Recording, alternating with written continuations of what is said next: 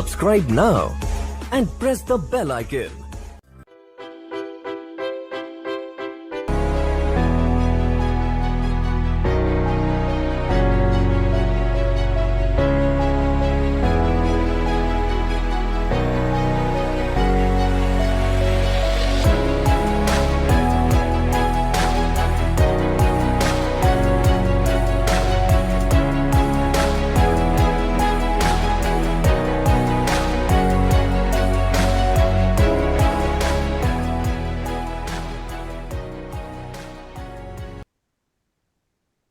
ठीक है।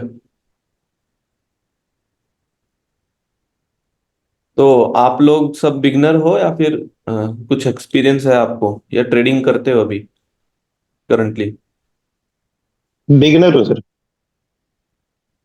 और आप लोग शौर्य, अनिल? बिगनर से मतलब इतनी नहीं, बहुत कम करी है ट्रेडिंग। अच्छा, करी आपने trading? Yes sir. Beginner sir. Okay. तो किसमें ट्रेड करा है शौर्य आपने?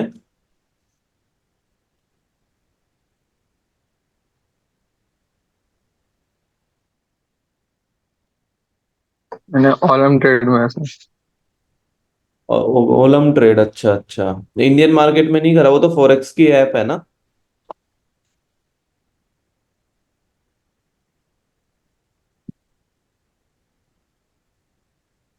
यस, उसी में किया था सर, अभी उसमें इंडियन मार्केट में नहीं किया। ठीक है।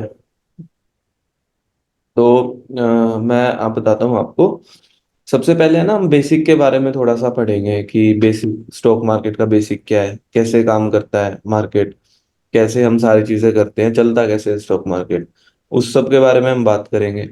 उसके बाद हम टेक्निकल एनालिसिस के बारे में थोड़ा बात करेंगे कि देखो, मार्केट में ना दो टाइप के एनालिसिस होते हैं। एक तो टेक्निकल एनालिसिस और एक फंडामेंटल एनालिसिस। ठीक है। तो जिसको ट्रेडिंग करनी है, अच्छा आप लोग ट्रेडिंग में इंटरेस्टेड हो है ना, I think? Yes sir, yes. Okay. तो अगर अपन को ट्रेडिंग सीखनी है ना, तो अपन को टेक्निकल एनालिसिस आना चाहिए। टेक्निकल एनालिसिस टेक्निकल एनालिसिस में बेसिकली आपने चार्ट देखे होंगे कि कैंडल्स ऊपर नीचे जाती रहती है। जो चार्ट होता है, जैसे मैं आपको दिखाता हूँ अभी,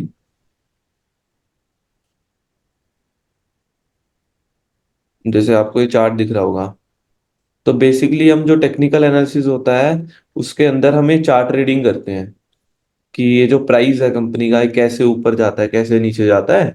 हम प्रिडिक्शन करते हैं इसको रीड करके, प्राइस को, टेक्निकल एनालिसिस में। और फिर ये देखते हैं कि हम कहाँ पे बाय कर सकते हैं, कहाँ पे सेल कर सकते हैं, कि सस्ते में बाय। चालू होगा मैम। क्या?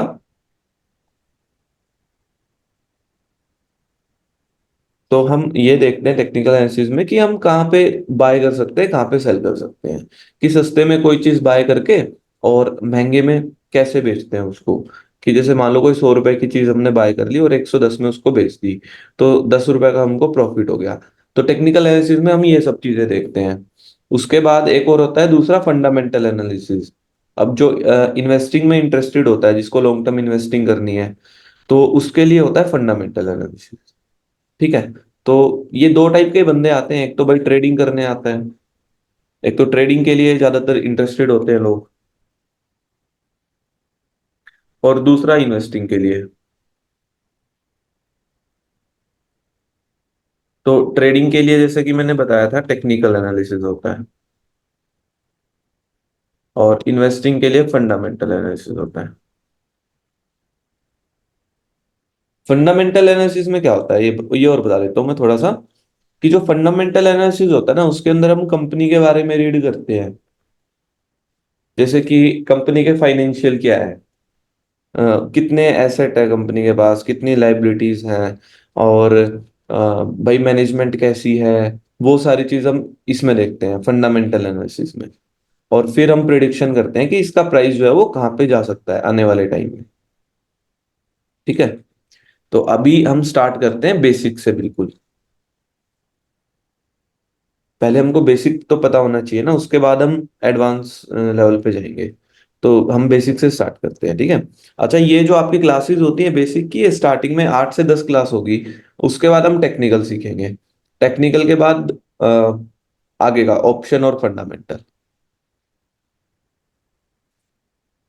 तो बेसिक में सबसे पहले है ना, चार मार्केट होते हैं, हम चार मार्केट के बारे में हम स्टडी करेंगे।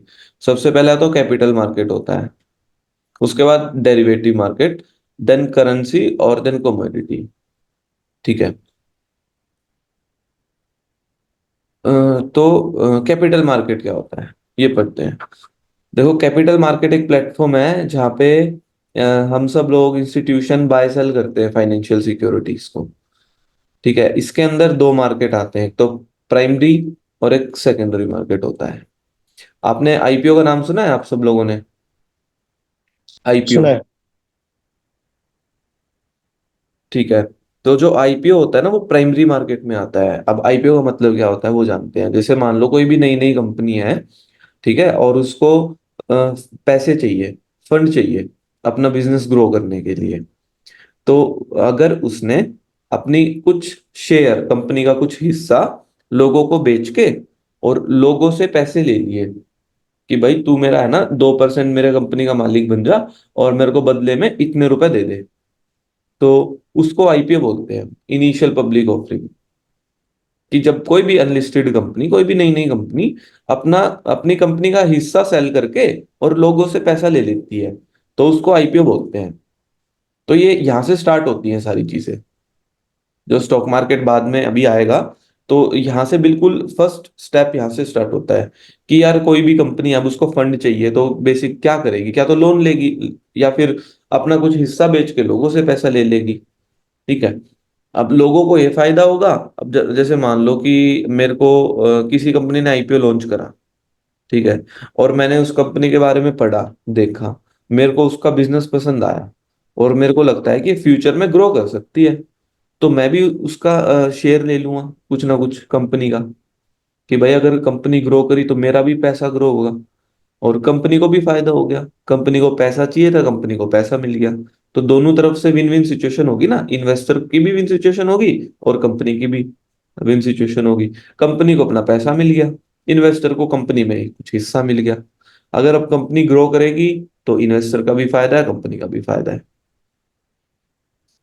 तो ये आईपीओ होता है। अब आईपीओ को जो बहुत डिटेल में हम क्लास में पढ़ते हैं आईपीओ के बारे में कि क्या क्या स्टेप्स होते हैं, काफी डिटेल में। मैं आपको ऊपर ऊपर से ब्रीफ में बता रहा हूँ चीजें। ठीक है। तो इसके जो प्राइस होते हैं वो कैसे डिसाइड होते हैं, कितने टाइप के इन्वेस्टर होते हैं, वो सब हम क्लास में पढ़ेंगे। अब उसके बाद स्टार्ट हो जाता है सेकेंडरी मार्केट।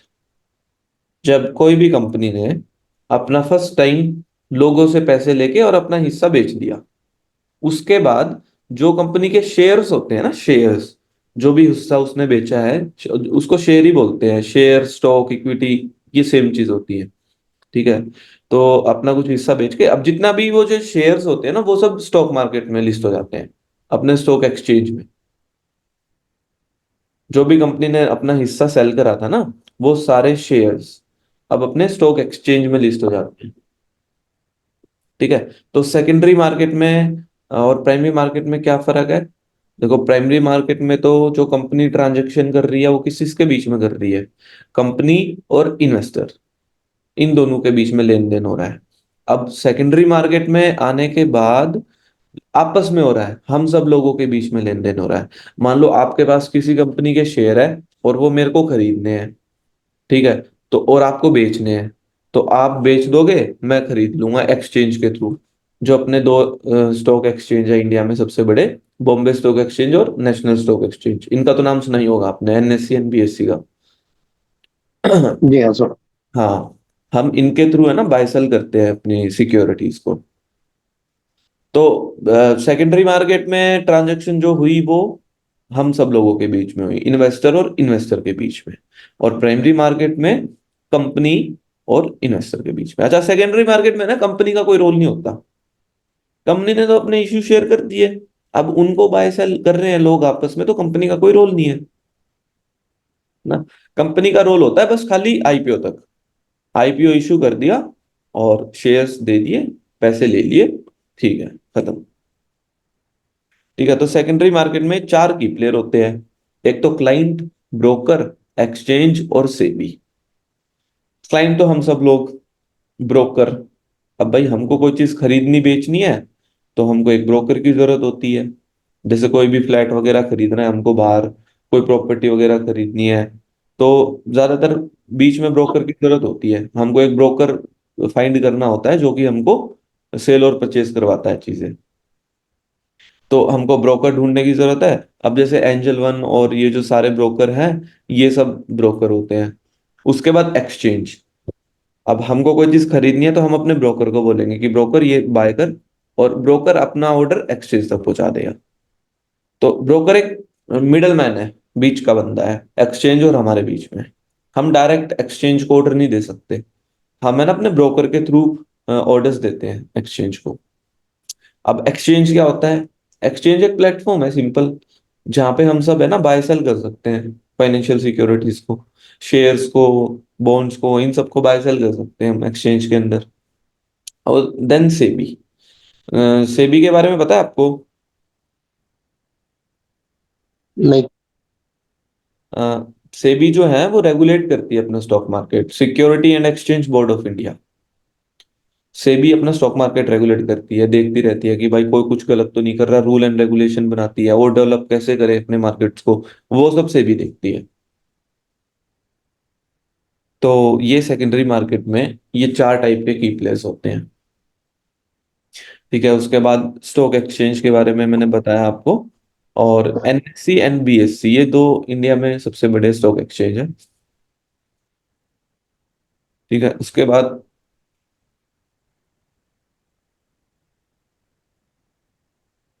डिपॉजिटरी।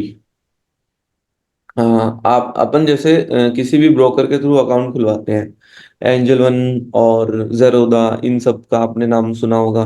ये डिस्काउंट ब्रोकर्स होते हैं। तो अगर हम इनके थ्रू अपना अकाउंट खुलवाएंगे तो हमारे दो अकाउंट ओपन होते हैं, एक तो ट्रेडिंग अकाउंट और एक डीमेट अकाउंट। तो डीमेट अकाउंट में अपने शेयर्स रखे जाते हैं। फॉर एग्जांपल आपने आज टाटा मोटर के शेयर खरीदे, ठीक है, तो एक सेटलमेंट पीरियड होता है, उसके बाद है ना आप टाटा मोटर के शेयर आपके पास आ जाते हैं। अब वो कहाँ पे आते हैं? वो आते हैं डीमेट अकाउंट में अपने। तो जो हमारा डीमेट अकाउंट होता है उसके अंदर शेयर्स रखे जाते हैं, डीमेट अकाउंट के अंदर। और हम सब लोगों के जो डीमेट अकाउंट होता है वो डिपॉजिटरी संभालती है। वो डिपॉजिटरी के पास होते हैं हम सबके डीमेट अकाउंट।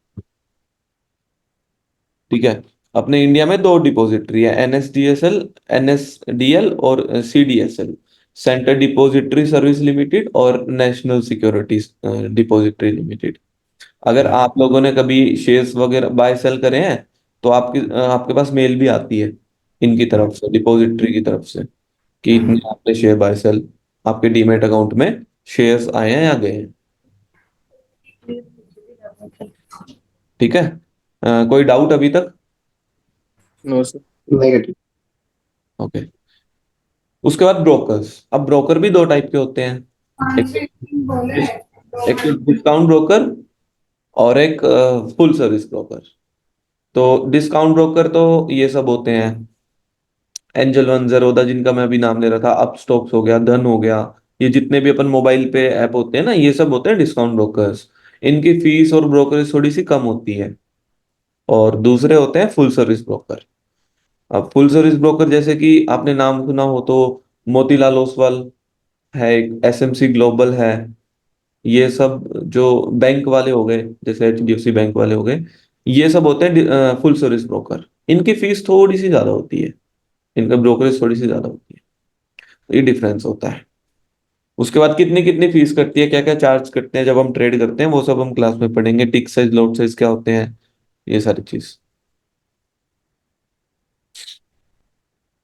उसके बाद एक स्टॉप लॉस ऑर्डर करके ऑर्डर होता है। देखो ट्रेडिंग में जो है ना, रिस्क मैनेजमेंट का बहुत रोल होता है। रिस्क मैनेजमेंट की, जब भी हम लॉस करें तो छोटा करें, और प्रॉफिट करें तो बड़ा करें, जिससे कि हम एक ओवरऑल प्रॉफिट में रह पाते हैं। ठीक है, तो उसके लिए हम स्टॉप लॉस ऑर्डर का यूज करते हैं कि लॉस जो है हमारा छोटा ही रहे, बड़ा बड़ा ना हो जाए लॉस। तो उसके लिए हम इसका इस्तेमाल करते हैं, स्टॉप लॉस ऑर्डर का। फॉर एग्जाम्पल, आप ट्रेड कर रहे हो और आपने सोच लिया कि भाई मेरा 500 रुपए का लॉस होना चाहिए एक दिन में, आज मेरे को सिर्फ 500 रुपए का ही लॉस होना चाहिए। तो आप अपना उस 500 रुपए के ऊपर अपना स्टॉप लॉस लगा दोगे, स्टॉप लॉस ऑर्डर, कि अगर आपका लॉस भी हो रहा है ना तो 500 का ही होगा, 500 से ज्यादा होते ही आप मार्केट से बाहर निकल जाओगे। तो ये स्टॉप लॉस ऑर्डर होता है। ये कैसे लगाना है वो सब की बात हम डिटेल में करेंगे क्लास में। ठीक है, तो इन सब के बारे में मैंने आपको बता ही दिया। तो कैपिटल मार्केट में ब्रीफ में मैंने बताया ये सब चीजें आती हैं कि कैसे कैसे स्टॉक मार्केट काम करता है, कैसे स्टॉक मार्केट में कंपनी आती है। सबसे पहले कंपनी अपना आईपीओ लॉन्च करती है। आईपीओ लॉन्च करने के बाद जो कंपनी के शेयर्स होते हैं वो एक्सचेंज में लिस्ट हो जाते हैं। एक्सचेंज में लिस्ट होने के बाद हम सब उसमें से बाय सेल कर सकते हैं। तो प्राइमरी मार्केट में आईपीओ लॉन्च होता है, सेकेंडरी मार्केट में अपना स्टॉक मार्केट आता है। समझ गए? बताओ।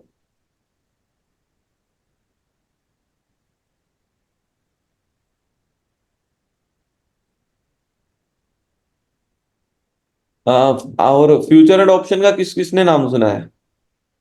FNO, फ्यूचर एंड ऑप्शंस, हाँ मैंने सुना है। करा भी है कभी? हाँ एक बार किया था, अभी तक है ही, IIFL से ज्वाइन होकर किया था।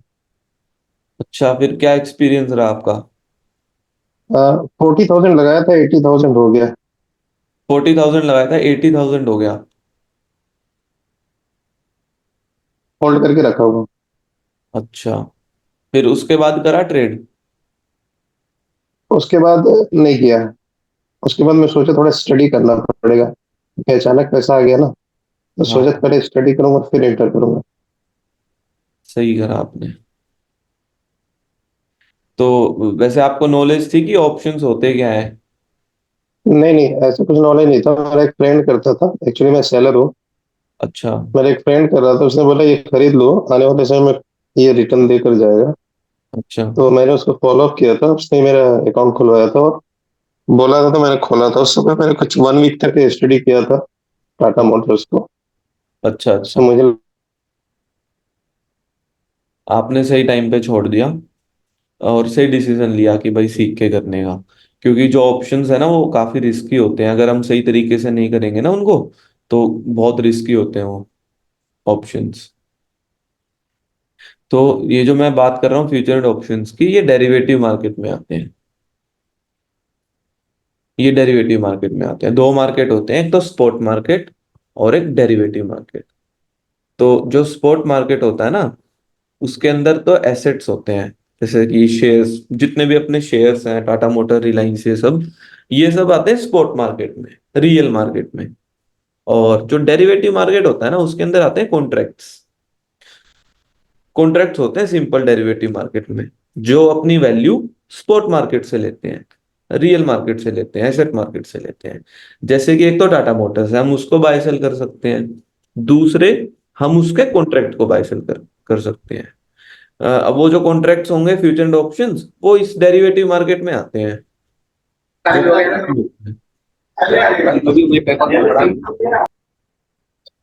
ठीक है। तो भाई जो स्पॉट मार्केट होता है वो ही चलाता है डेरिवेटिव मार्केट को। तो डेरिवेटिव मार्केट किसके ऊपर डिपेंड होता है? स्पॉट मार्केट के ऊपर।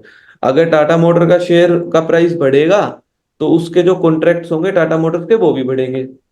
अगर टाटा मोटर का प्राइस गिरेगा तो जो टाटा मोटर के कॉन्ट्रैक्ट्स होंगे वो भी नीचे जाएंगे। तो ये जो कॉन्ट्रैक्ट्स होते हैं डेरिवेटिव मार्केट में, ये पूरी अपनी वैल्यू कहाँ से लेते हैं? स्पॉट मार्केट से। ठीक है। तो थोड़ा ब्रीफ में समझ में आया डेरिवेटिव मार्केट क्या होता है, या रिपीट करूं मैं? बताइए। आगे आगे आगे। हाँ। तो जो फ्यूचर एंड ऑप्शंस जो अपन सुनते हैं वो डेरिवेटिव मार्केट का पार्ट होता है। वो सिंपल एक कॉन्ट्रैक्ट्स होते हैं जो अपनी वैल्यू अंडरलाइन एसेट से लेते हैं। अंडरलाइन एसेट का मतलब कुछ भी हो सकता है, जैसे stocks, bond, commodity, interest rate, foreign exchange, ये एसेट्स हैं। और जो इनके कॉन्ट्रैक्ट्स हैं वो डेरिवेटिव मार्केट में आते हैं। ठीक है। अब ये जो कॉन्ट्रैक्ट्स हैं ये बनाए क्यों गए? जब हम सिंपल एसेट को बाय सेल कर सकते थे, भाई टाटा मोटर को खरीद सकते थे, बेच सकते थे, उसमें ट्रेड कर सकते थे, तो उसके कॉन्ट्रैक्ट में ट्रेड करने की क्या जरूरत हो गई हमको, है ना? तो ये बनाए गए थे हैजिंग के लिए। हेजिंग वर्ड होता है एक, जिसका मतलब ये होता है कि अगर आपने कोई चीज खरीद रखी है, कोई चीज बाय कर रखी है, कोई चीज सेल कर रखी है, तो उसके अगेंस्ट में एक पोजीशन और बना देना। जैसे मान लो आपने कोई चीज पहले से बाय कर रखी थी, है, और आपने आज सेल और कर दी, एक कॉन्ट्रैक्ट को सेल और कर दिया, तो आप इसको हेजिंग बोलते हैं कि आपका जो प्रॉफिट लॉस जो भी चल रहा था वो लॉक हो गया, कि अब अगर चाहे मार्केट नीचे चली जाए तो भी आपका उतना ही प्रॉफिट रहेगा, और ऊपर चली जाएगी तब भी उतना ही प्रॉफिट रहेगा। जैसे फॉर एग्जांपल मैं दोबारा समझाता हूँ, आपने 2-3 साल पहले टाटा मोटर का शेयर खरीदा होगा। जैसे मान लो आपने 100 रुपए में खरीद लिया कोई शेयर 2-3 साल पहले, और आज उसकी वैल्यू 1000 रुपए हो गई, मतलब आपका 900 रुपए का उसमें प्रॉफिट चल रहा है टाटा मोटर्स में, ठीक है। अब आपको है ना डर लग रहा है कि यार इसका है ना प्राइस गिर सकता है, टाटा मोटर का प्राइस है ना गिर सकता है, अभी जैसे 1000 पे है तो ये 700 800 600 ना हो जाए कभी, तो आपको डर लग रहा है, तो आप क्या करोगे, 1000 रुपए पे ही ये डेरिवेटिव कॉन्ट्रैक्ट को एक सेल कर दोगे। अभी 1000 चल रहा है करंटली लाइव उसका प्राइस, तो 1000 पे ही आपने एक सेल कर दिया फ्यूचर कॉन्ट्रैक्ट। अब इसी का मतलब होता है हेजिंग, कि आपने अपनी पोजीशन जो आपकी पहले से चल रही थी टाटा मोटर्स की, जिसमें 900 रुपए का प्रॉफिट चल रहा था, वो आपने हेज कर लिया अपनी पोजीशन। मतलब कि अगर अब नीचे भी गिर गया टाटा मोटर का प्राइस, तो आपका उतना ही प्रॉफिट रहेगा जितना चल रहा सर था। एक एक क्वेश्चन था। हाँ बताओ। सर ये जो आपने बताया कि हेजिंग कर लेने से, तो इसमें मेरा रोल क्या है? मीन्स मेरे पैसे का रोल क्या होगा? वो पैसा मेरे अकाउंट में आएगा या स्टे कर जाएगा वहां पर, या क्या होगा? उसका स्टेटस क्या रहेगा? कौन कौन सा पैसा जो आपने हेज करा है, आपने पोजीशन अपनी हेज कर रखी है, वो जब आप बुक राइट, करोगे ना, राइट। वो आप जब बुक करोगे उसको, मतलब अगर आपका कोई प्रॉफिट चल रहा है, आपने कोई चीज खरीद रखी है, तो उसको सेल करेंगे तभी तो वो बुक होगा। भाई आप मतलब जस्ट एक मैं कोई चीज आपने 10 रुपए में खरीदी, एक अब वो 100 रुपए की हो गई, है ना। ओके, अगर आप उसको 100 रुपए में सेल कर दोगे, तो ही तो आपका 90 रुपए ओके, का प्रॉफिट होगा ना, वो आपके अकाउंट में आएगा। अगर कोई चीज ओके। ओपन है, अपन ने बुक नहीं करी, 10 रुपए में खरीदी थी और अभी चल ही रही है, वो 100 रुपए तक पहुंच गई, बुक नहीं करी, तो वो अकाउंट में कोई आएगा, वो तो अपन को शो हो रहा है बस, कि हाँ 90 रुपए का मेरा प्रॉफिट चल रहा है। Okay, okay, understood sir. जब तक हम किसी भी चीज को बुक नहीं करेंगे, जब तक वो अकाउंट में नहीं आएगी, चाहे लॉस हो चाहे प्रॉफिट हो, कुछ भी हो। कोई चीज आपने 10 रुपए में खरीदी थी, वो 5 की हो गई, तो जब तक आप उसको बुक नहीं करोगे तो 5 रुपए का लॉस होगा ही नहीं आपको। ठीक एग्री। है। तो ये जो डेरिवेटिव मैं बता रहा था कॉन्ट्रैक्ट, इसके है ना 4 पार्ट होते हैं, फॉरवर्ड, फ्यूचर, ऑप्शंस। ये 4 टाइप के कॉन्ट्रैक्ट्स होते हैं बेसिकली। तो मैं बताता हूँ आपको फॉरवर्ड और फ्यूचर के बारे में। देखो सिंपल है बड़ाई। अगर दो पार्टी मिलके एक कॉन्ट्रैक्ट बना रही है, जैसे आप और मैं बोल रहा हूँ मैं अपना फोन आपको बेच रहा हूँ अरविंद जी को, और आप भी खरीदने के लिए रेडी हो, मैं बेचने के लिए रेडी हूँ अपना फोन। तो मैंने बोला मैं 1 लाख रुपए में दूंगा अपना फोन आपको, आप एग्री हो। पर जो डेट होती है ना, वो फ्यूचर की होती है, आने वाले टाइम की, कि 1 महीने बाद लूंगा।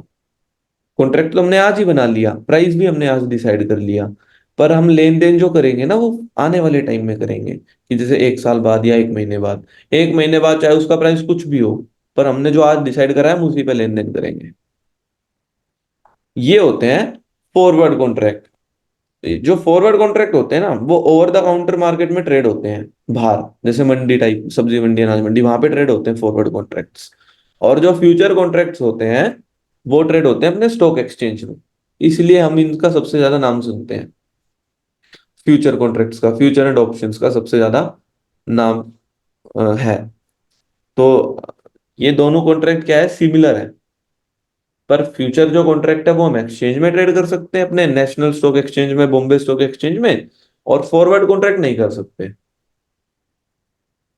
ठीक है। तो ये फॉरवर्ड कॉन्ट्रैक्ट, अब इसमें बहुत सारी टर्म्स होती हैं, काफी डिटेल में बताते हैं इसके बारे में वो सब क्लास में। अब ऑप्शंस की बात करते हैं। ऑप्शंस कॉन्ट्रैक्ट क्या होता है, ज्यादातर लोग जो है ऑप्शंस के चक्कर में आते हैं मार्केट में। उनको पता भी नहीं होता, ऑप्शंस करने लग जाते हैं क्या होता है क्या नहीं होता, जैसे आपने भी ट्राई करा है।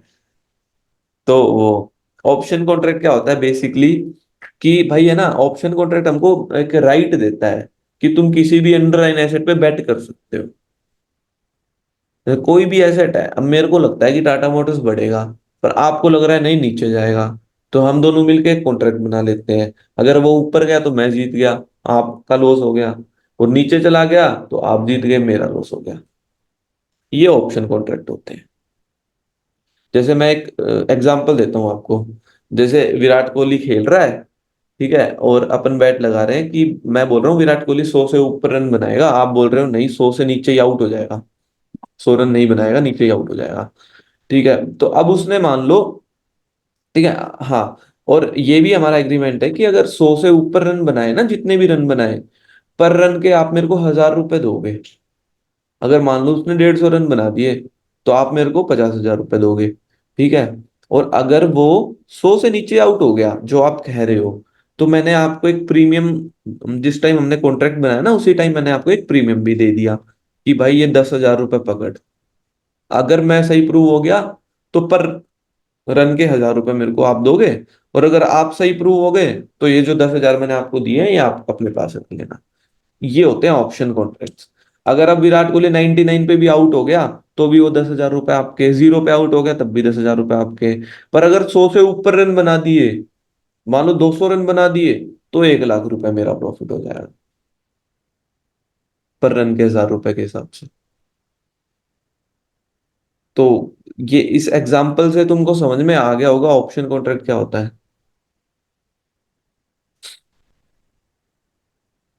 ऑप्शंस है ना काफी वाइड डिटेल में, काफी बड़ा वो है टॉपिक। तो इसमें काफी हम आराम से बढ़ते हैं ऑप्शंस में। दो पार्टी होती है, एक बायर होती है एक सेलर होती है। दो टाइप के ऑप्शन होते हैं, कॉल ऑप्शन पुट ऑप्शन, इन सब के बारे में हम पढ़ेंगे डिटेल में, क्या क्या टर्म्स होती हैं इनमें, है। और उसके बाद moneyness in option, in the money, at the money, out of the money, OTM, इन सब के बारे में। ठीक है, उसके बाद करेंसी मार्केट है और एक कमोडिटी मार्केट है। बेसिकली करेंसी मार्केट में हम अपने इंडिया में करेंसी अभी तो नहीं कर सकते, थोड़े टाइम के लिए बंद हो रखी है, पर करेंसी पेयर्स होते हैं। जैसे यूएसडी आईएनआर की एक जैसे वो यूएसडी आईएनआर की बात करते हैं कि भाई $1 खरीदने के लिए हमको कितने रुपए देने पड़ेंगे। तो जैसे उसका रेट 83 चल रहा है, ठीक है, तो उसके बारे में हम आपको पढ़ाते हैं कि ये पेयर्स क्या होते हैं, इनका मतलब क्या होता है, और इनको हम ट्रेड कैसे कर सकते हैं मार्केट में। ये हम सुबह के 9 से 5 बजे तक कर सकते हैं, करेंसी फ्यूचर अपने इंडिया में। ठीक है, करेंसी पेयर्स। उसके बाद कमोडिटी, कि जैसे गोल्ड हो गया, सिल्वर हो गया, नेचुरल गैस, क्रूड ऑयल, इन सब के बारे में भी हम आपको बताते हैं कि अगर किसी को इनमें ट्रेड करना है तो कैसे कर सकते हो। इनके लिए अलग से एक एक्सचेंज बना रखा है, जैसे national stock exchange, Bombay stock exchange, ये तो है ही। ठीक है, इनके लिए एक और बना रखा है कमोडिटी मार्केट के लिए, एमसीएक्स, मल्टी कमोडिटी एक्सचेंज। और भी है काफी, पर जो सबसे पॉपुलर है, सबसे ज्यादा चलता है, वो एमसीएक्स है। तो एमसीएक्स एक्सचेंज है जिसके अंदर हम कमोडिटी मार्केट में ट्रेड कर सकते हैं, जैसे गोल्ड के फ्यूचर कॉन्ट्रैक्ट्स और सिल्वर के फ्यूचर कॉन्ट्रैक्ट्स, इन सबको हम ट्रेड कर सकते हैं।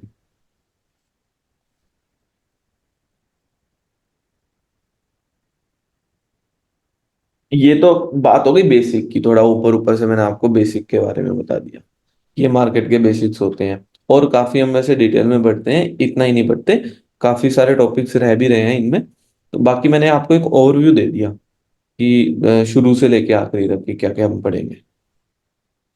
अब मैं आपको बताता हूँ टेक्निकल एनालिसिस के बारे में, ट्रेडिंग के बारे में।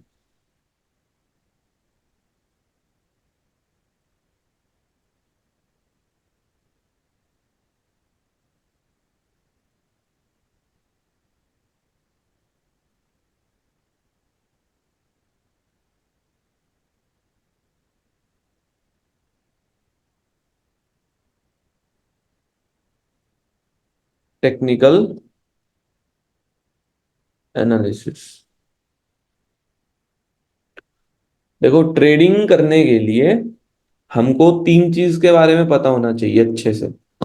तीन ये अलग अलग एक क्वाड्रेंट है, इनके बारे में हमको अच्छे से पता होना चाहिए। मास्टरी, हम इन तीनों में मास्टरी करेंगे तब हम एक अच्छे ट्रेडर बन पाएंगे। ठीक है। सबसे पहला तो है टेक्निकल एनालिसिस, दूसरा है रिस्क मैनेजमेंट, तीसरा है साइकोलॉजी। ये तीन चीज है, ये तीन क्वाड्रेंट है ट्रेडिंग के, हमको ये तीनों अच्छे से आने चाहिए। अब टेक्निकल एनालिसिस में हम क्या करते हैं, हम प्राइस को रीड करते हैं, जैसे मैंने बताई थी स्टार्टिंग में ही, प्राइस एक्शन को रीड करते हैं। जैसे कि ये जो चार्ट मैंने ओपन कर रखा है, इसमें जो ये कैंडल्स है ना, ये प्राइस ही है, ये प्राइस, हम इसको रीड करते हैं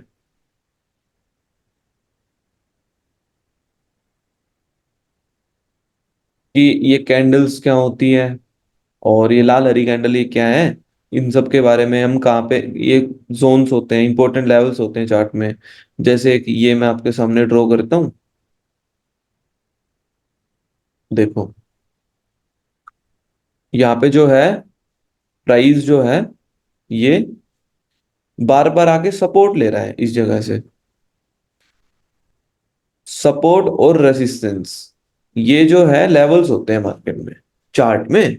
हम इनको फाइंड करते हैं कि कोई भी स्टॉक है वो कहाँ पे सपोर्ट ले सकता है, अगर कोई स्टॉक गिर रहा है तो वो कहाँ पे रुक सकता है, कहाँ से वापस बाउंस बैक हो सकता है, वो तो होता है सपोर्ट। और रेसिस्टेंस ये होता है कि कोई चीज ऊपर जा रही है तो वो कहाँ पे जाके रुक सकती है,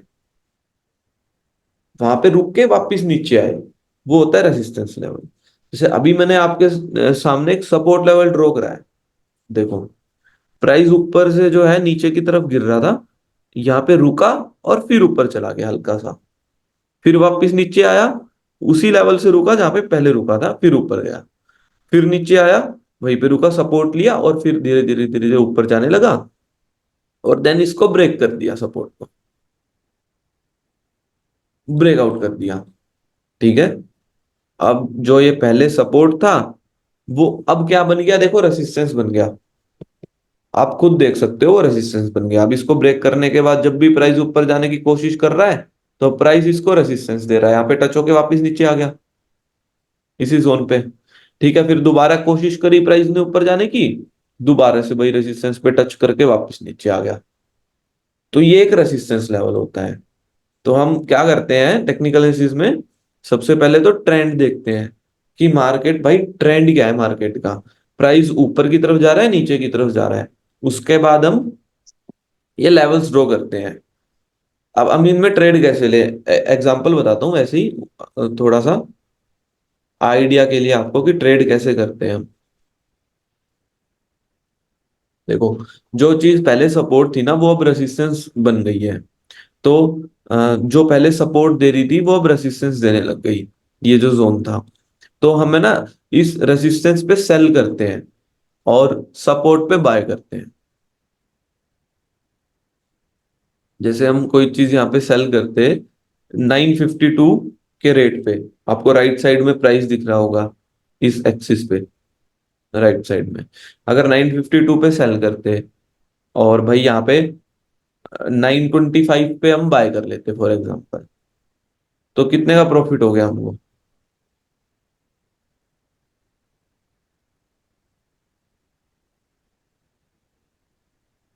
शॉर्ट सेलिंग के बारे में पता है आपको, शॉर्ट सेलिंग क्या होती है।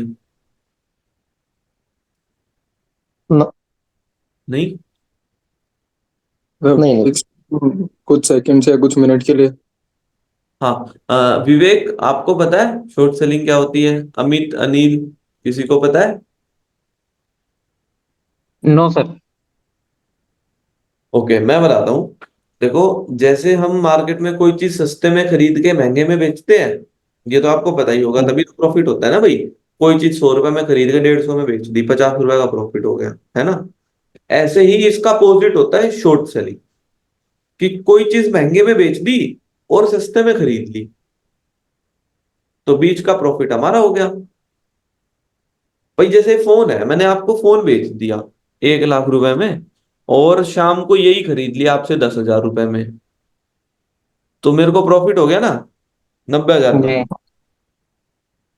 यही शॉर्ट सेलिंग होती है।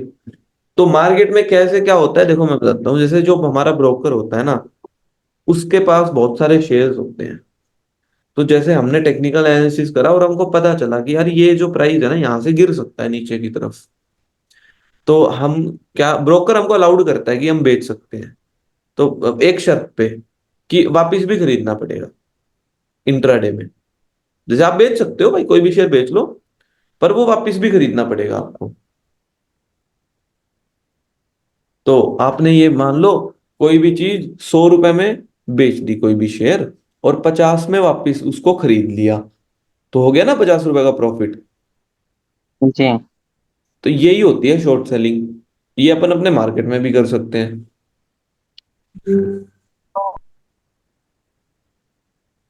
सर ये कैसे पता चलता है कि मार्केट ऊपर जाने वाली है नीचे जाने वाली है?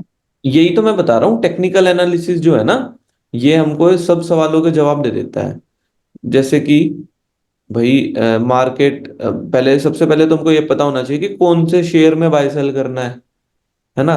बहुत सारे शेयर्स हैं, 4-5 हजार शेयर्स हैं, तो पता नहीं किस में बाय सेल करें। तो सबसे पहले ये बताएगी। उसके बाद भाई कहाँ पे खरीदना है, कहाँ पे बेचना है, कहाँ पे हमारा स्टॉप लॉस होगा, है कौन से स्टॉक को खरीदना है, कौन से स्टॉक को बेचना है, कहाँ पे हमारा टारगेट होगा। ये जो सब सवाल होते हैं इनके जवाब हमको टेक्निकल एनालिसिस में मिल जाते हैं। जैसे मैं आपको थोड़ा सा बताने की ट्राई कर रहा हूँ। अभी स्टार्टिंग में कम समझ में आ रहा होगा क्योंकि मैं बीच के टॉपिक्स आपको बता रहा हूँ। जैसे सपोर्ट और रेजिस्टेंस लेवल मैंने आपको ड्रॉ करके दिखाया था। तो अगर हम यहाँ पे बेच देते इस वाले पॉइंट पे,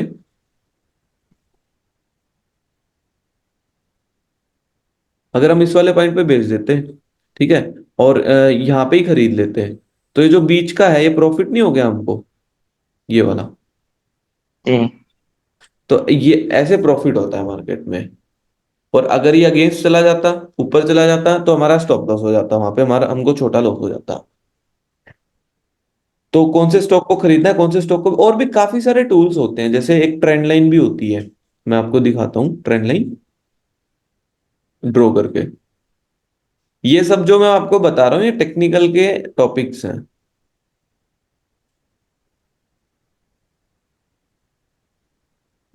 और पे दिखाता हूँ अच्छे से।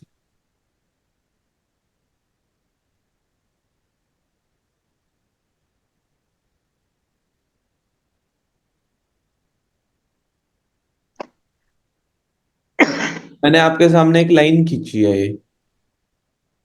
अब ये जो लाइन है इसको बोलते हैं ट्रेंड लाइन।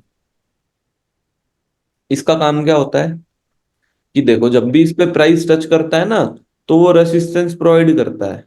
देखो यहाँ पे गया, प्राइस ऊपर गया, टच करके वापस नीचे, हम्म, फिर ऊपर गया, फिर नीचे आ गया, फिर ऊपर गया इस लाइन को टच करके, फिर नीचे आ गया, फिर जी ऊपर गया, फिर देखो कितना नीचे आ गया।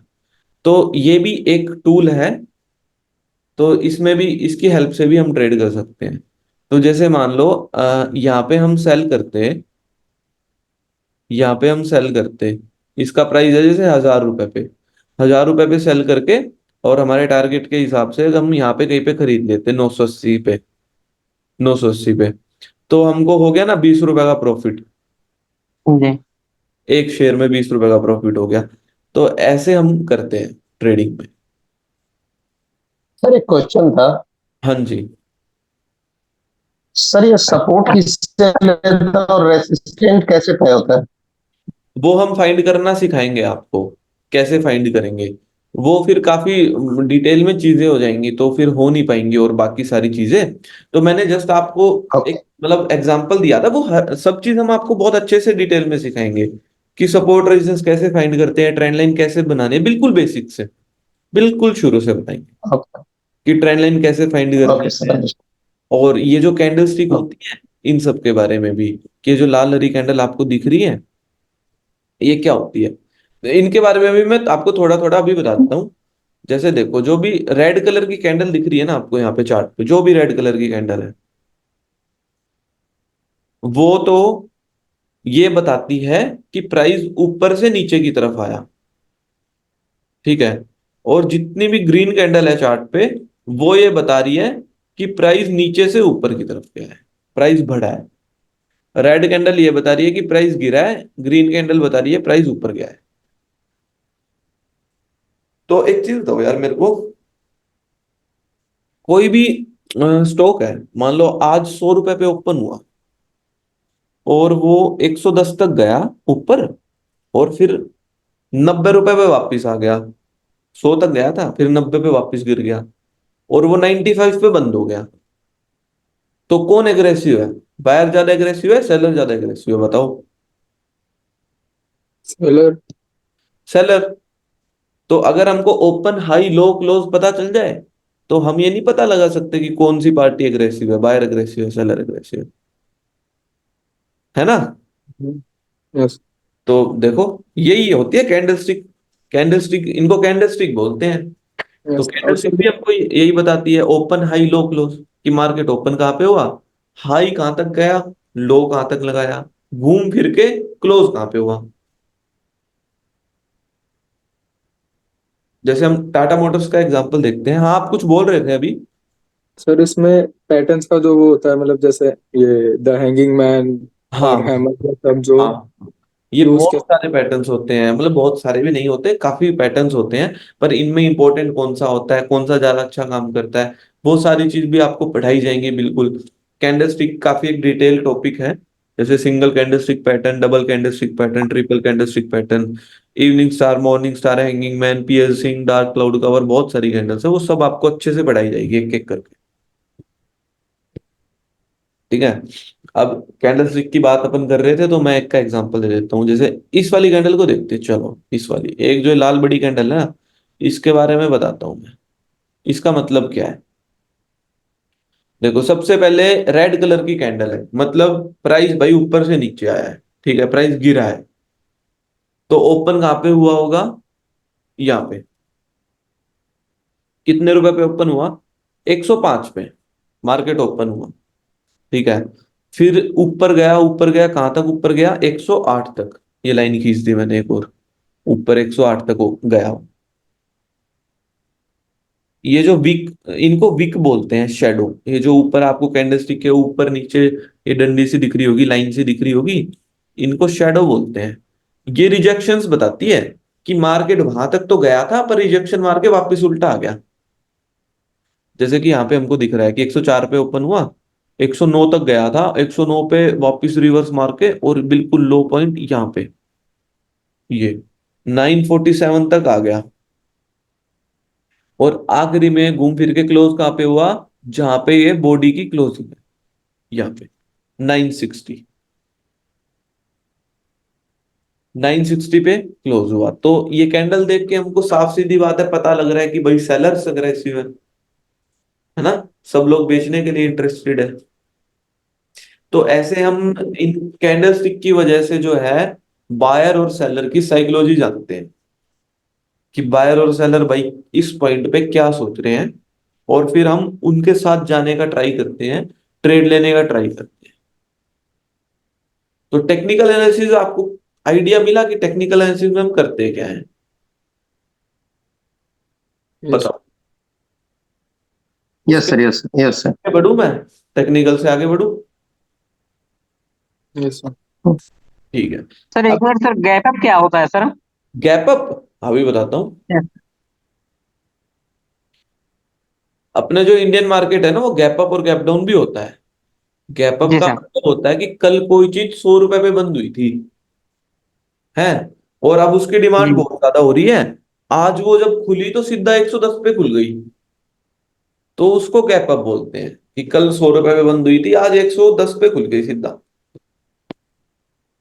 जैसे कि ये रहा एग्जांपल सामने ही आपके, ये ग्रीन कैंडल है, मतलब यहाँ पे मार्केट ओपन हुई, यहाँ पे क्लोज हो गई। कितने पे क्लोज हुई भाई? 1046.55 पे बंद हुई थी। 10 में नीचे आपको डेट और टाइम भी दिख रहा होगा, डेट और डे। 10 मई फ्राइडे को यहाँ पे हुई थी, टाटा मोटर्स बंद हुआ था 1046 पे। अगले दिन कहाँ पे ओपन हुआ? सीधा यहाँ पे 1005, सीधा 40 पॉइंट नीचे, 40 रुपए सीधा नीचे ओपन हुआ। तो इसको बोलते हैं गैप डाउन। जी सर। ये अब होते क्यों है गैप अप और गैप डाउन? ये एग्रेसिव जो पार्टी होती है ना, जब एकदम से बहुत सारा ऑर्डर्स लगते हैं तब होता है गैप अप और गैप डाउन। इन गैप्स के बारे में भी हम काफी डिटेल में स्टडी करते हैं। जैसे कि 4-5 टाइप के गैप्स होते हैं। एक तो कॉमन गैप हो गया, ठीक है, एक ब्रेक अवे गैप होता है, एक एग्जॉशन गैप होता है, एक रन अवे गैप होता है। इन सब के बारे में भी हम डिटेल में पढ़ेंगे। गैप्स का भी एक अलग से टॉपिक है क्लास में, वो पढ़ेंगे। तो मैं आपको है ना टेक्निकल एनालिसिस के टॉपिक्स और बता देता हूँ कि हम क्लास में क्या क्या पढ़ने वाले हैं, जिससे आपको आइडिया मिल जाएगा एक। तो सबसे पहले इंट्रोडक्शन पढ़ेंगे हम। टेक्निकल एनालिसिस कब बना था, है किसने बनाया था, थोड़ा बेसिक तो पता होना चाहिए ना जिस चीज के बारे में हम पढ़ रहे हैं, टेक्निकल। उसके बाद टाइप्स ऑफ चार्ट। ये जो आपको कैंडल्स दिख रही है, इसके अलावा एक लाइन भी होती है, जैसे मैं आपको दिखाता हूँ, ये लाइन, ये वो आपको लाइन दिखने लगी। तो एक लाइन चार्ट भी होता है, पर सबसे बढ़िया होती है कैंडल स्टिक जो मैंने अभी लगा रखी थी ये, क्योंकि कैंडल स्टिक है ना अच्छे से साइकोलॉजी बता पाती है बायर और सेलर की। इसके बाद ट्रेंड लाइन, जो मैंने आपको बना के दिखाई थी ट्रेंड लाइन। उसके बाद कैंडल स्टिक स्टडी। उसके बाद सपोर्ट एंड रेसिस्टेंस, जैसे अभी मैंने आपको दिखाया था। Then chart patterns. अब चार्ट पे है ना कई ऐसे पैटर्न्स बनते हैं जो रिपीट होते रहते हैं बार बार, चार्ट में बार बार रिपीट होते रहते हैं। तो वो पैटर्न्स जो होते हैं ना, वो खुद बताते हैं कि भाई यहाँ से ये अगर पैटर्न बन गया तो इसका मतलब ये है, अगर ये पैटर्न बन गया तो इसका मतलब ये है। तो उनके बारे में भी हम स्टडी करते हैं, जैसे double top, double bottom, inverted head and shoulder, ये सारे पैटर्न्स होते हैं। इन सब के बारे में स्टडी करेंगे। Then gap and gap theory. उसके बाद इंडिकेटर्स पढ़ेंगे, moving average, MACD, RSI, on balance volume, काफी सारे इंडिकेटर्स हैं। हमें इंडिकेटर्स भी पढ़ेंगे। इंडिकेटर्स के बारे में मैं थोड़ा सा आपको बताता हूँ इंडिकेटर्स क्या होते हैं। देखो, जैसे मैं अभी आपके सामने है ना एक इंडिकेटर लगाता हूँ चार्ट पे, RSI, रिलेटिव स्ट्रेंथ इंडेक्स। देखो नीचे अब आपको इंडिकेटर दिख गया होगा, एक नीचे अलग से लाइन आ गई होगी। जी जी। तो ये जो इंडिकेटर है ना, ये हमको ये बताता है कि अभी मार्केट है, जहां पे अभी मार्केट चल रही है, वो ओवरबोट जोन में है या ओवरसोल्ड जोन में है, ये बताता है हमको ये। ओवरबोट का मतलब जितना प्राइस होना चाहिए था उससे ज्यादा हो गया, तो वहां पे सेलिंग कभी भी आ सकती है। और जितना गिरना चाहिए था उससे नीचे चला गया, तो वहां पे बाइंग कभी भी आ सकती है। तो ये RSI बताता है हमको, ओवरबोट जोन और ओवरसोल्ड जोन।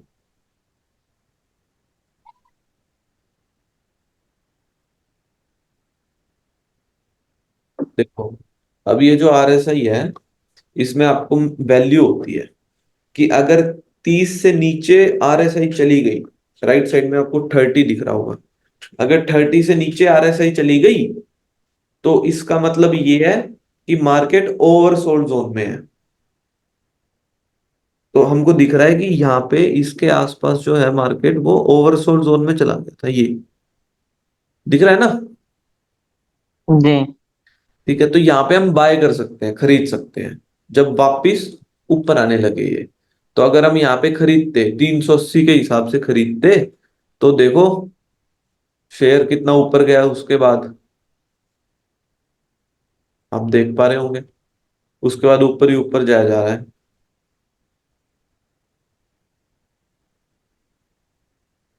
तो ये इंडिकेटर्स होते हैं जो हमको सिग्नल्स देते हैं कि तुम कहाँ पे बाय सेल कर सकते हो। दो तरीके से हम सिग्नल निकाल सकते हैं बाय सेल का। एक तो खुद अपनी तरफ से प्राइस एक्शन लगा के, जो ट्रेंड लाइन, कैंडलस्टिक वगैरह, चार्ट पैटर्न्स हो गए, सपोर्ट रेजिस्टेंस हो गए, इनको देख के खुद अपने हिसाब से। और एक इंडिकेटर के बेस पे कर सकते हैं कि इंडिकेटर क्या कर रहा है, उसके बेस पे हम ट्रेड करते हैं। ठीक है। अ, हम आपको सिखाएंगे क्लास में कि इन दोनों को मिक्स करके कैसे ट्रेड करना है, प्राइस एक्शन प्लस इंडिकेटर, इन सबको मिक्स करके कैसे ट्रेड करें हम। तो ये ट्रेडिंग की बात हो गई। ट्रेडिंग में ये सारे आपके टॉपिक्स आएंगे। आई होप तुमको एक आइडिया मिल गया होगा टेक्निकल एनालिसिस का। उसके बाद अब बात करते हैं रिस्क मैनेजमेंट। देखो, मार्केट में चाहे तुम कितनी भी कुछ भी चीज सीख लेना, 100% आपको नहीं पता चलेगा मार्केट के बारे में, ये रियलिटी है। चाहे आप कितनी भी एडवांस नॉलेज ले लो, कुछ भी फंडामेंटल सीख लो, टेक्निकल सीख लो, पर यार 100% अपन को मार्केट के बारे में नहीं पता चलता कि मार्केट 100% कहाँ जाने वाली है। क्योंकि मार्केट है ना किसी एक चीज से नहीं चलती, मार्केट बहुत सारी चीजों से चलती है, बहुत सारे सेंटीमेंट्स होते हैं, ग्लोबल भी होते हैं भाई, अपने इंडिया के लेवल पे भी, इकोनॉमी लेवल पे भी होते हैं, और कंपनी के लेवल पे भी होते हैं काफी सारी। तो बहुत सारी चीजें होती हैं, डाटा होता है, टेक्निकल फंडामेंटल न्यूज हो गई, फलाना दिन को बहुत चीजें होती हैं। तो 100% जानना ये इम्पॉसिबल ही है एक तरीके से, कि मार्केट कहाँ जाने वाली है। हाँ, हम है ना प्रोबेबिलिटी लगा सकते हैं, प्रोबेबिलिटी कि इस पॉइंट से ऊपर जाने की कितनी परसेंट प्रोबेबिलिटी है और नीचे जाने की कितनी परसेंट प्रोबेबिलिटी है। तो वो हमको टेक्निकल एनालिसिस बता देगा अच्छे से। उसके बाद काम आता है रिस्क मैनेजमेंट का, कि अब तुमने टेक्निकल सीख लिया, पर अब रिस्क मैनेज भी करना है तुमको। ऐसा नहीं टेक्निकल सीख लिया तो तुमको ट्रेडिंग आ गई, ये सब गलत है। रिस्क मैनेजमेंट का मतलब ये है कि अपना रिस्क मैनेज करके चलना, जो भी लॉस है वो उनको छोटा रखना, लॉस का साइज जो है उनको स्मॉल रखना है, और जो प्रॉफिट का साइज है उनको बड़ा रखना है, बिग रखना है। हमको हमारा रिस्क पता होना चाहिए कि मैंने ये जो ट्रेड लिया है इसके अंदर इतना रिस्क बन रहा है, और मेरे को ये भी पता होना चाहिए कि मैं एक दिन में कितना रिस्क ले सकता हूँ। ये सब चीजें हमको पहले से ही पता होनी चाहिए, उसके बाद हमको ट्रेड करना चाहिए। ठीक है, जिससे कि हम एक लॉन्ग टर्म मार्केट में टिक पाए, हमारी कैपिटल जो है, हमारी पूंजी जो है वो सेफ रहे। रिस्क मैनेजमेंट का ये इंपॉर्टेंस है। जैसे इसका एक टॉपिक है risk to reward ratio, risk reward ratio है, तो उसके बारे में मैं थोड़ा सा आपको बताता हूँ। सबसे इंपॉर्टेंट चीज है ये, हम जनरली रखते हैं 1:2।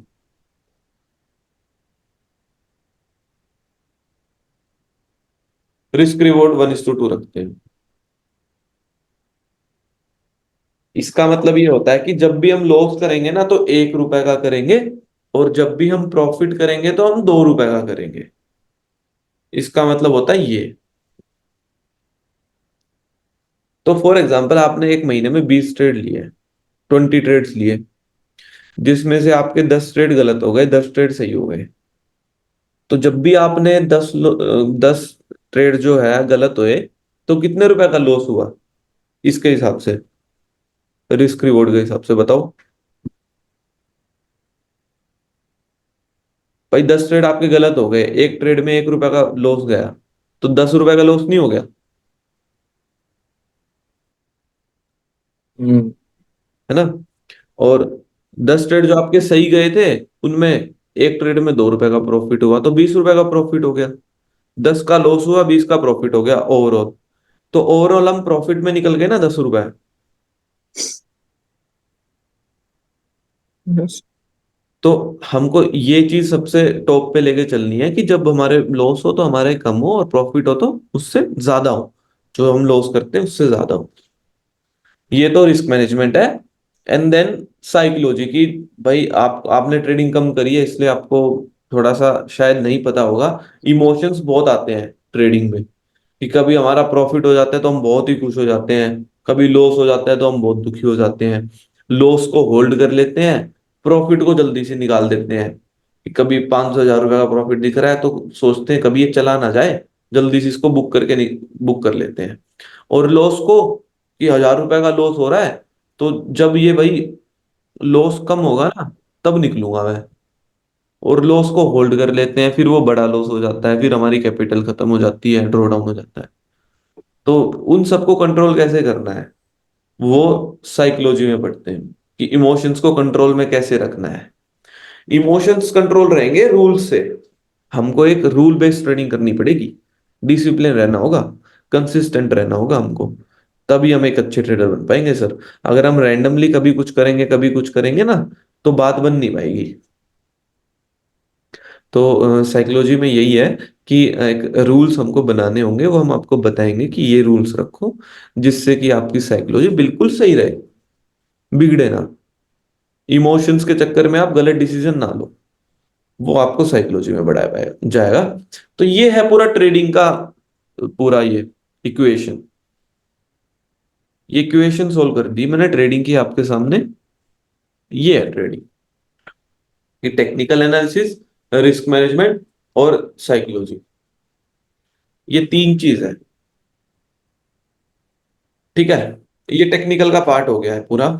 इसके बाद ऑप्शन ट्रेडिंग। ऑप्शन ट्रेडिंग की 20 से 22 स्ट्रेटेजी है जो आपको पढ़ाई जाएंगी।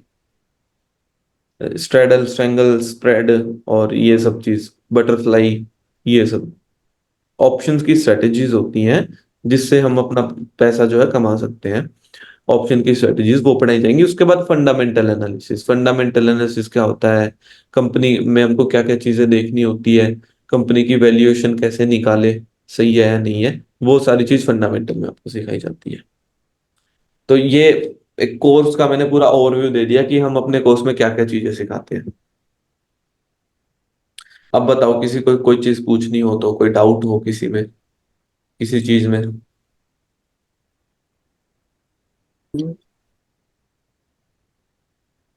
बताइए। अनिल, अमित, शौर्य, अरविंद, कुछ आपको डाउट हो तो? No sir. क्या?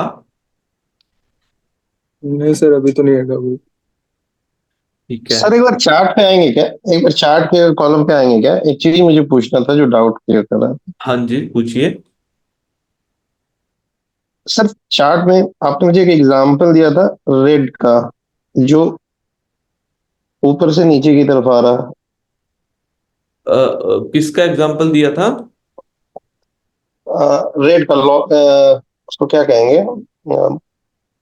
रेड जो आपने खोला था ना सर एक प्रीवियसली। मेरे को ध्यान नहीं है मैंने स्टार्टिंग में क्या बोला था। ट्रेंड लाइन बनाई थी मैंने। जी हाँ जी, कैंडल्स में आपने दिखाया था मुझे कि मार्केट अप कैसे होता है और डाउन कैसा। अच्छा, वो हम्म, वो मैंने ये दिखाई थी आपको, दिखाया था वो मैंने, ये वाली चीज ये दिखाई थी। इस वाले कैंडल के बारे में हम बात कर रहे थे कि ये ऐसे जी, नीचे आ गई। Yes of course, yes yes. Sir इसमें मुझे एक चीज जानना था, इसमें मार्केट ओपन क्या रेट पे हुआ है, जरा आप कंफर्म करेंगे? एक्चुअली मेरी स्क्रीन पे पूरा क्लियर विजिबल नहीं आ रहा है। अभी दिखाता हूं मैं, देखो मैं अभी लाइन खींच देता हूँ और वो हाँ, लाइन प्राइस बता देगी। देखो अब राइट साइड में प्राइस देख लो, 11005, 1005 पे तो ओपन हुआ था। सर ये 1005 पर ओपन हुआ था, उसके बाद आपने बताया था कि एक जो ऊपर स्टिक गया हुआ है वो क्या था? वो उनको विक्स बोलते हैं, विक, विक या शैडो विक्स, बोलते हैं ओके। उनको। मैं विक्स, बता देता हूँ आपको, ये जितनी भी ये है ना इनको विक्स बोलते हैं। ओके। हाँ, और जो आपको ये जो कलर वाला पार्ट दिख रहा है ना, लाल और हरी कैंडल, हम्म, इनको बोलते हैं बॉडी। हम्म, ओके। ये बॉडी होती है जो कलर वाला पार्ट होता है, और जो विक होती है या फिर जिनको हम शैडो बोलते हैं, वो ये बताती है कि प्राइस यहां तक गया था पर रिजेक्शन करके ऊपर चला गया। देखो मैं आपको अच्छे से समझाता हूँ, मैं जो भी बिटकॉइन लाइव चल रहा है उसकी मैं कैंडलस्टिक दिखाता हूँ आपको। ओपन होगा वो। अब देखना, अभी मैंने वन 1 मिनट टाइम फ्रेम में ओपन करता हूँ। 1 मिनट की एक कैंडल है, ठीक है। हर 1 मिनट में नई कैंडल बन रही है यहाँ पे। तो अब खुद देख लो ओके, कैसे बन रही है कैंडल। अभी राइट साइड में 14-13 सेकंड बच रही है, 12 सेकंड के बाद ये कैंडल क्लोज हो जाएगी, नई कैंडल ओपन होगी। Okay, okay, understood.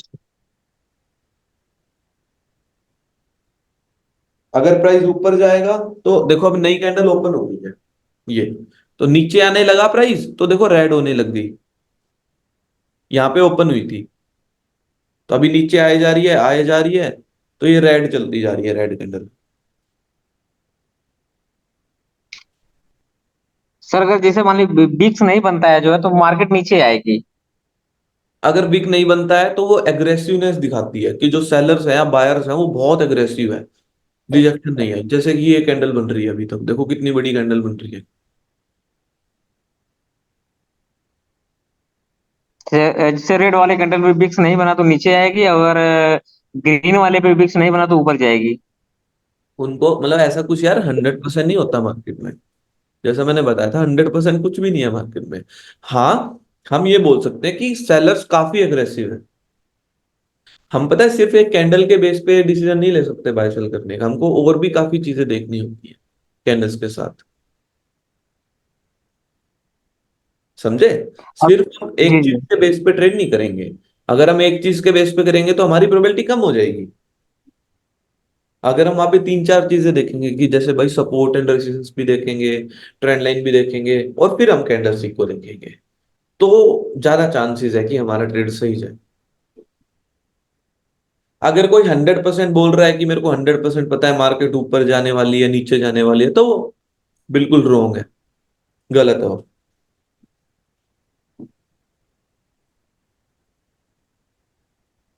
सर ये खुलने से और वीक्स बनने तक में पैसा कमाया जाता है, ये शॉर्ट ड्यूरेशन जो 1 मिनट का नहीं होता है?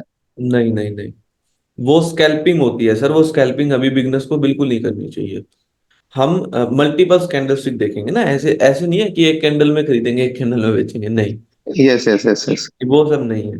जस्ट हमारा तो नहीं, जस्ट प्रॉपर मैं एक एक क्वेश्चन टारगेट कर होगा। रहा हमारा तो प्रॉपर एक टारगेट होगा, चाहे वो भाई एक कैंडल में हिट हो जाए या फिर वो 100 कैंडल में हिट हो जाए। टारगेट, हम तो एक अपना टारगेट रखेंगे। जैसे हम 100 रुपए में कोई चीज खरीद रहे हैं तो हमको 110 का टारगेट है, और 95 का स्टॉप लॉस है। तो जो भी पहले हिट हो जाए वो हम एक्सेप्ट करेंगे। चाहे मतलब वो ये कि सर अगर मैं 1105 में जब ये मार्केट खुला, जब ये लॉस हो रहा था, और अगर मैं इसमें खरीदता हूँ शेयर को, और जैसे ये विप जो है 110 तक जाता है तो मैं इसको सेल आउट करता हूँ, सेल करता हूँ, हाँ तो इसमें जो बेनिफिट्स होगा, सपोज कीजिए मैंने 1 लाख रुपए इन्वेस्ट किया, सो हाँ। अराउंड 1000 रुपीज इन्वेस्ट हो, 1 लाख रुपया मैं अगर इसमें लगाया, सो हम्म 110 तक मैं जाकर इसको सेल करता हूँ जब तक पीप ऊपर रहता है, तो उसमें मुझे 110 का मतलब 1010 का बेनिफिट्स हो, राइट सर? ऐसे ही एक बार दोबारा से रिपीट करिए आप। सर, वीक जो था 1105 में ओपन हुआ, 1105 में, एक एग्जांपल। 1105 में ओपन हुआ, ठीक है। मैं ओके। एक सेकंड एक स्टॉक खोल लेता हूँ मैं, टाटा मोटर्स। हाँ। ओके। हाँ जी, अब बताइए, जैसे मान लो ये चार्ट है, ओके। तो यही जो मैंने आपके सामने बनाया था ना, सपोर्ट, उसी की बात कर लेते हैं। ये रहा।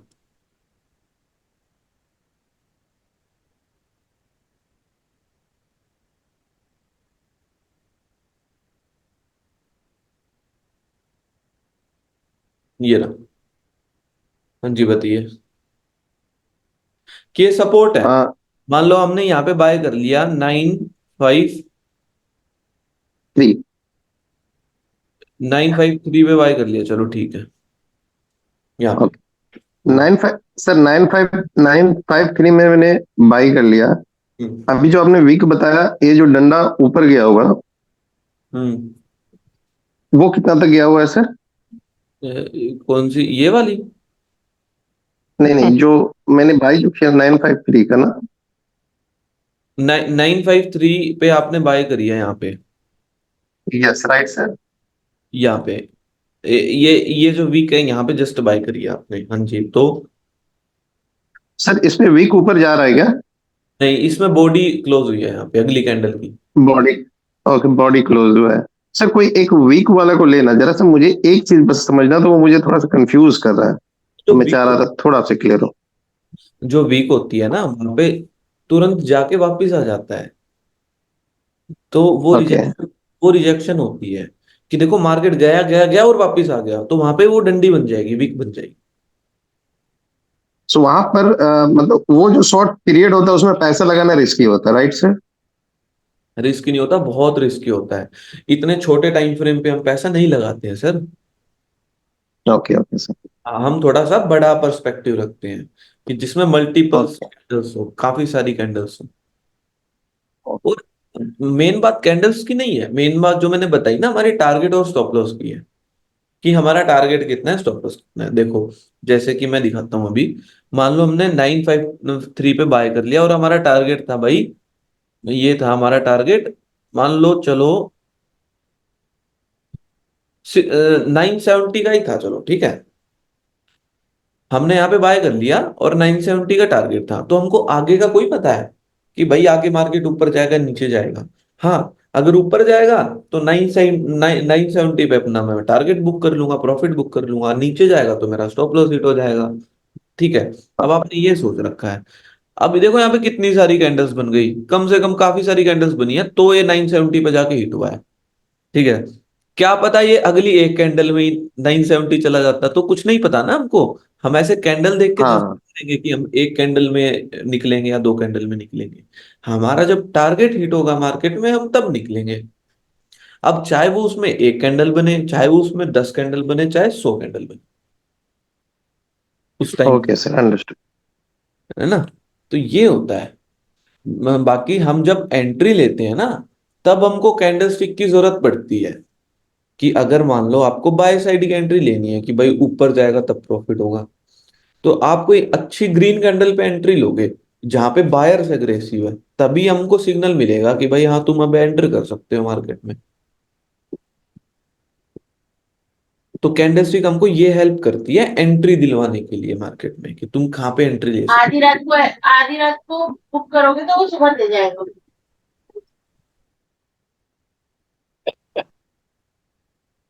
और बताइए, कोई भी डाउट हो तो फ्रीली होके बिल्कुल पूछिए। तो ओवरऑल ओवरऑल बहुत बढ़िया रहा क्लास सर, बहुत अच्छा। हाँ, थैंक यू। तो ये जो है ना, आपको ट्रेडिंग, अगर आप ट्रेडिंग में इंटरेस्टेड हो बहुत, तो ये जो तीनों क्वाड्रेंट है ना, इससे ये पूरे तीनों मास्टर करने पड़ेंगे, एक चीज से काम नहीं चलेगी। क्योंकि यार मान लो हमने बहुत सारी चीजें सीख ली, आपने टेक्निकल पूरा सीख लिया अच्छे से, और रिस्क मैनेजमेंट ठीक नहीं है, तो क्या पैसा हम कमा पाएंगे? नहीं कमा पाएंगे। तो मेन चीज ये है कि सीख के और फिर लॉस छोटे रखने हैं, प्रॉफिट बड़े रखने हैं। अब ये बोलने में तो बहुत आसान चीज है, बोलने में तो आपको भी हाँ भाई नॉर्मल सी तो चीज है, पर करने में पता चलेगा कि लॉस छोटे रखने हैं, प्रॉफिट बड़े रखने हैं। अच्छा, ये चीजें अब हार्ड क्यों है? क्योंकि इमोशंस आ जाते हैं बीच में भाई, इसलिए ये चीज हार्ड है। सर एक चीज और पूछना था। जी। एक्चुअली मैं सेलर हूँ, तो मैं बोर्ड ऑफ मीटिंग में कभी कभी बैठता हूँ। हम्म। सर किसी फंडामेंटल के, जस्ट आपसे एक आइडिया ले रहा हूँ फंडामेंटल का, जैसे आपने नॉलेज क्या होगा, आपका एक्सपीरियंस, प्रीवियसली एक्सपीरियंस काफी अच्छा है। सर हाँ। एक कंपनी है, कोई भी एक कंपनी को ले लेते हैं एग्जाम्पल में। ठीक वो है। आने वाले समय में 10,000 करोड़ का एक कॉन्ट्रैक्ट पाने वाली है, लेने वाली, मतलब उसको मिलने वाला है। हाँ। उसने बीड कर रखा है, और जहां पर मुझे ऐसा लगता है कि उसको वो कॉन्ट्रैक्ट मिल जाएगा, या हम्म। मुझे आइडिया है कि वो मिल जाएगा, तो उसका शेयर मार्केट पे असर आएगा या नहीं आएगा? आएगा ना सर, जैसे ही न्यूज फैलेगी तो सब लोग उसको बाय करेंगे, डिमांड ज्यादा होगी, डिमांड ज्यादा होगी तो शेयर प्राइस अप जाएगा। इट्स मीन्स अगर वो 10,000 करोड़ का, अगर वो मिलने वाला है कॉन्ट्रैक्ट, उसको पता हो आपको, हाँ, तो सो पॉजिटिव आप उसमें, इम्पैक्ट आएगा। सर, तो उसका पॉजिटिव इम्पैक्ट देखने को मिलेगा हमको मार्केट में। मिलेगा। यस, ये मुझे जानना था सर, फंडामेंटली में ये ऐड होता है कि नहीं, क्योंकि आपने मुझे बताया हाँ, बहुत फंडामेंटल सारे में ऐड होता है। Okay okay okay okay sir. Fundamental में यही सब चीजें ऐड होती हैं, कि न्यूज और ये सब मैनेजमेंट वगैरह, या फिर एसेट्स लाइबिलिटी, कितना प्रॉफिट करा है, कितना कंपनी ने लॉस करा है, वो सब चीजें फंडामेंटल्स में ऐड होती है। टेक्निकल वालों को इन सब चीजों से कोई मतलब नहीं होता।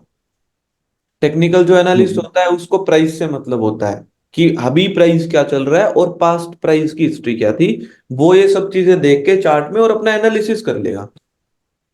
सो एक सर सक्सेसफुल ट्रेडर क्या करता है, फंडामेंटल और जो टेक्निकल है, दोनों कोर को मिलाकर अपना मार्केट में रहता है, या फिर सिर्फ फंडामेंटल या सिर्फ टेक्निकल लेकर चलता है? सर देखो, सबका अलग अलग पर्सपेक्टिव होता है मार्केट को लेके, है ना। अब मैं मेरा पर्सपेक्टिव बताता हूँ कि अ, देखो, अगर किसी को ट्रेडिंग करनी है तो वो टेक्निकल से कर सकता है, कोई दिक्कत नहीं। सिर्फ और सिर्फ टेक्निकल से कर सकता है।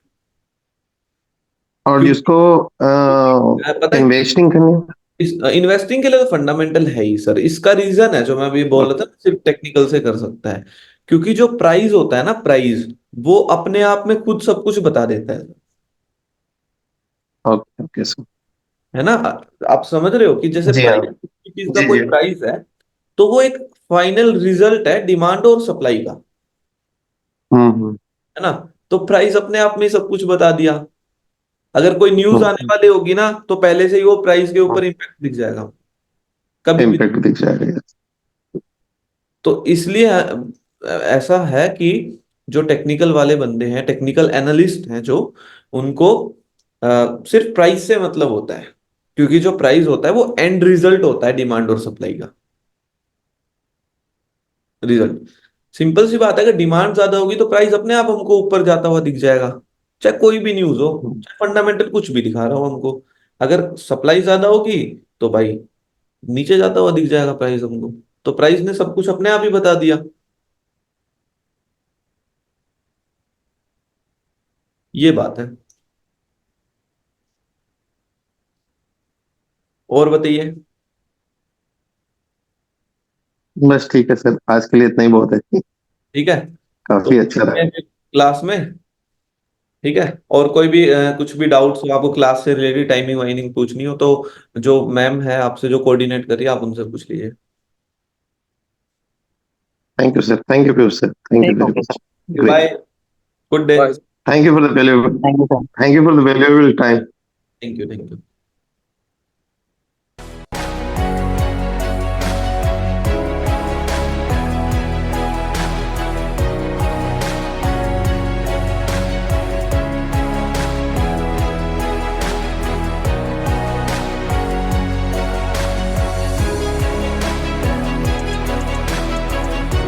Subscribe now and press the bell icon.